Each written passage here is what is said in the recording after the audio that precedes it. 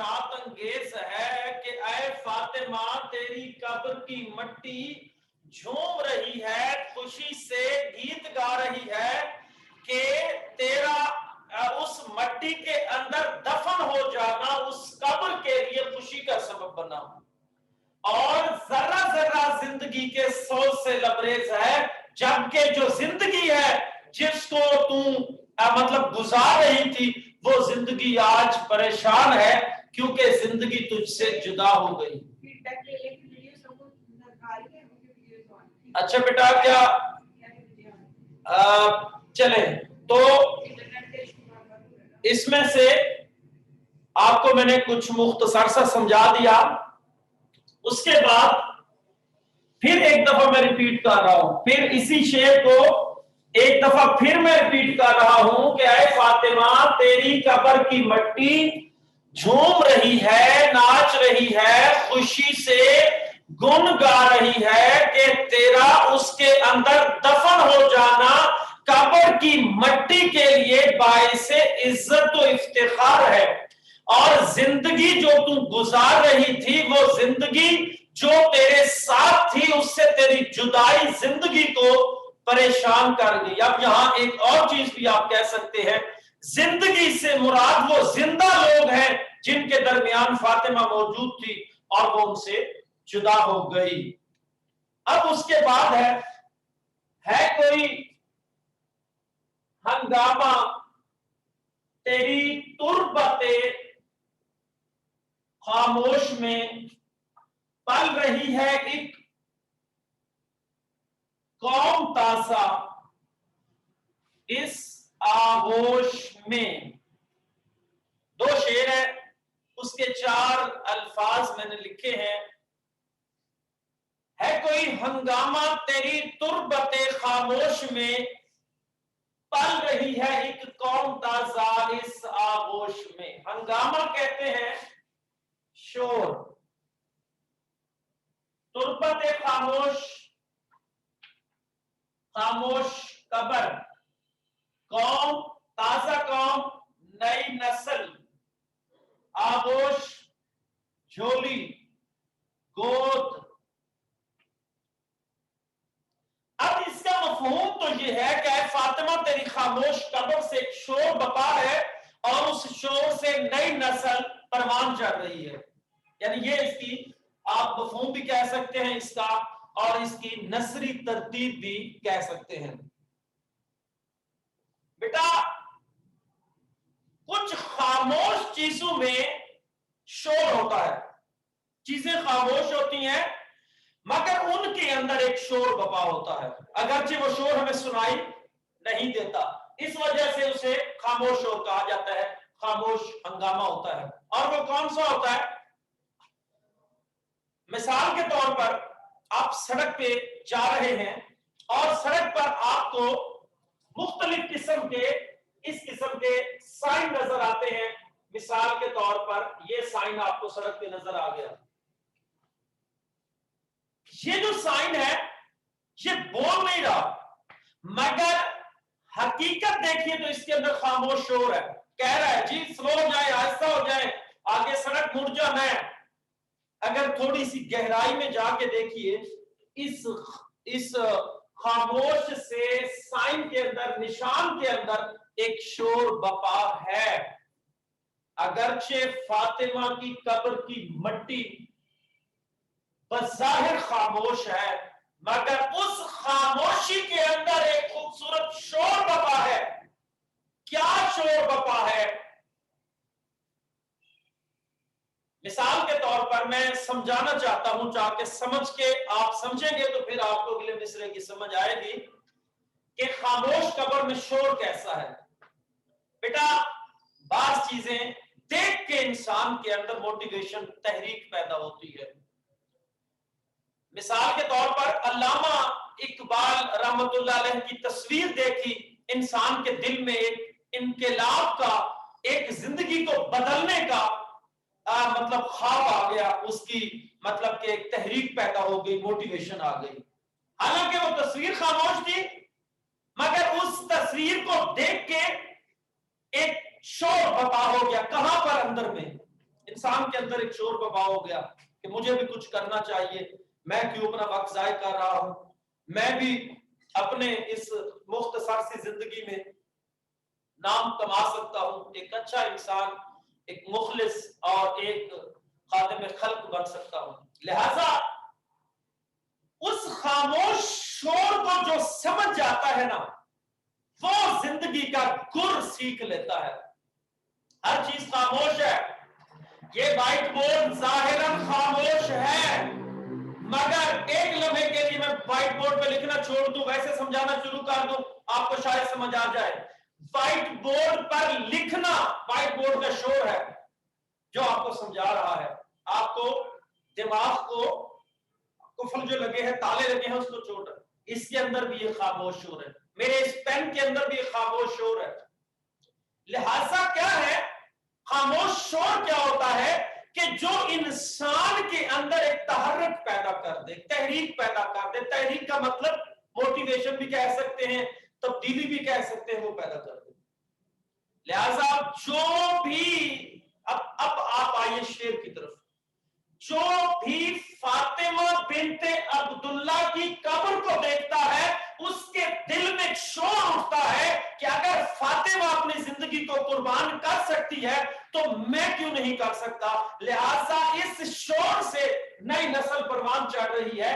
شاعر کہتا ہے فاطمہ تیری قبر دراصل ماں کی گود ہے جس کے دل میں پیدا ہونے والا قربانی اسلام کا شور انہیں کامیاب نسل بنا رہا ہے۔ کوئی ہنگامہ تیری تربت خاموش میں، پل رہی ہے ایک قوم تازہ اس آغوش میں۔ اے فاطمہ تیری قبر کی مٹی نئی نسل کے لیے ماں کی گود کی حیثیت رکھتی ہے۔ جس طرح ماں کی گود میں انسان خاموشی سے پروان چڑھتا ہے، اسی طریقے سے فاطمہ جو بھی تیری قبر کی طرف دیکھتا ہے اس کے دل میں شور بپا ہوتا ہے کہ زمانے کو بدلنے کے لیے کیا کرنا ہے، زندگی قربان کرنی پڑتی ہے۔ زمانے کو بدلنے کے لیے، تاریخ کو بدلنے کے لیے، اللہ کی رضا حاصل کرنے کے لیے اپنی جان آفری کے سپرد کرنا پڑتی ہے۔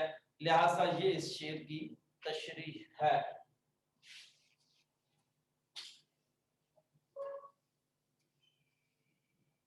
اور اگلا شعر ہے تازہ انجم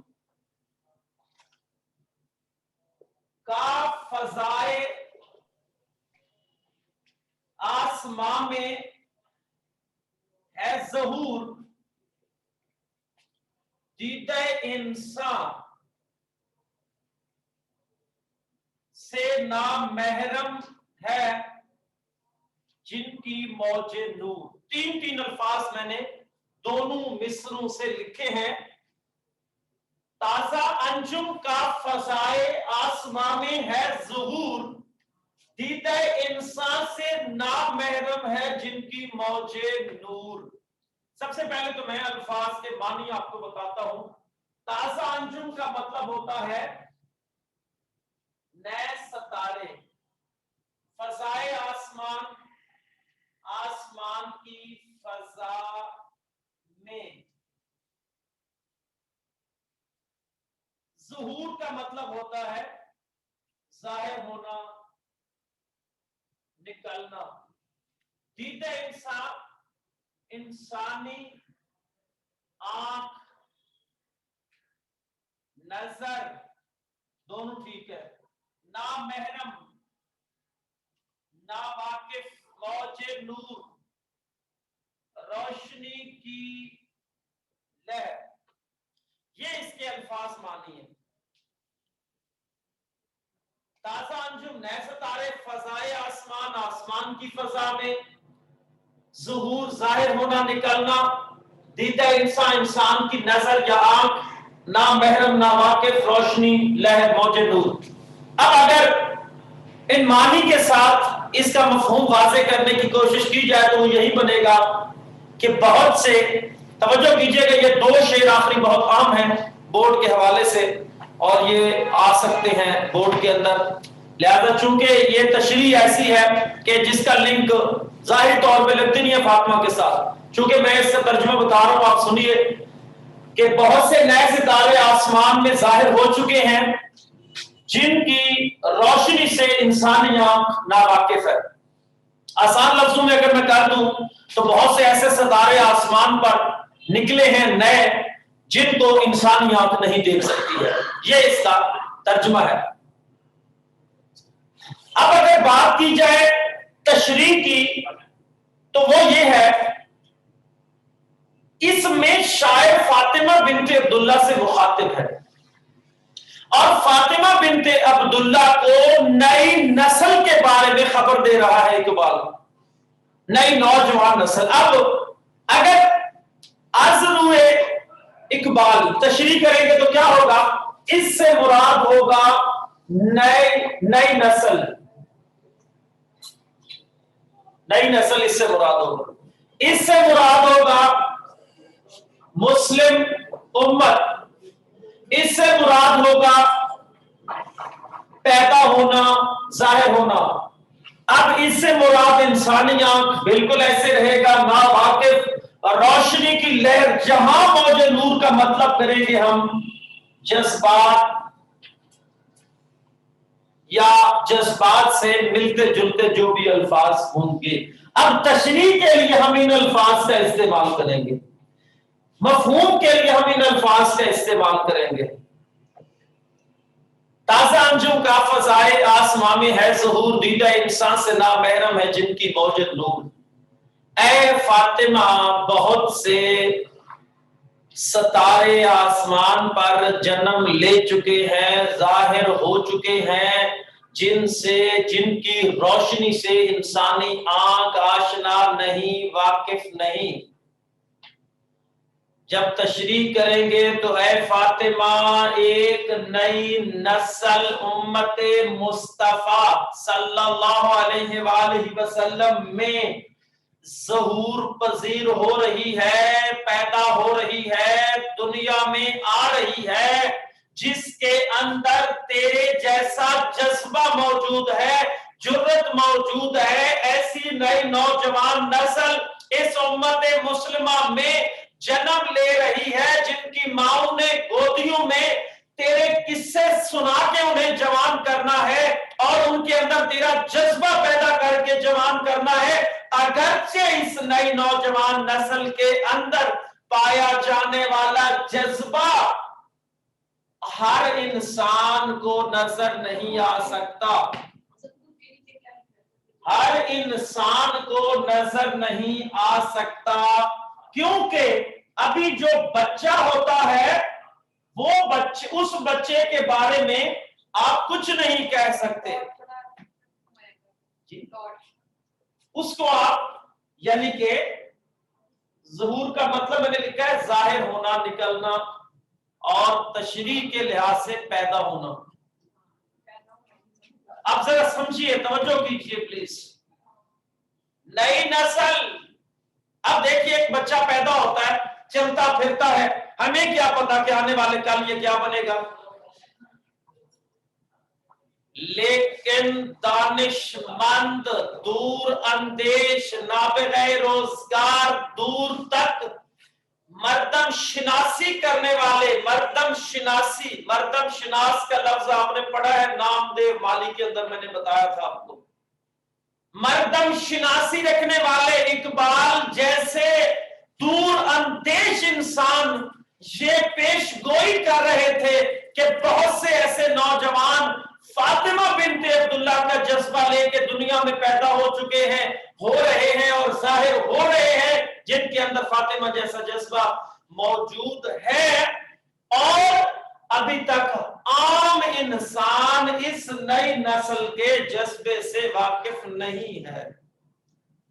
دیدہ انسان سے نامحرم ہے جن کی موج نور، یعنی عام انسان جو ہے وہ اس نئی نسل کے جذبے سے واقف نہیں ہے۔